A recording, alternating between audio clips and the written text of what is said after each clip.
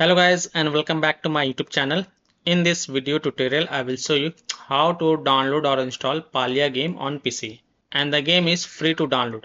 So without wasting time, here follow the steps. So open Steam, go to the store, and in search the store search for Palia and then click on Palia game. Scroll down and here you will see play Palia free to play game. So click on play game button. And here you can see Palia game and the file size is 19.43 GB. So click on install to install it. Now go to library and here you can see that Palia game is getting downloaded on my PC.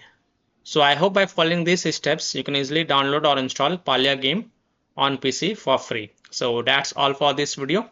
If this video helped you, then please like and subscribe to my channel, share this video and hit the bell icon to get the latest updates.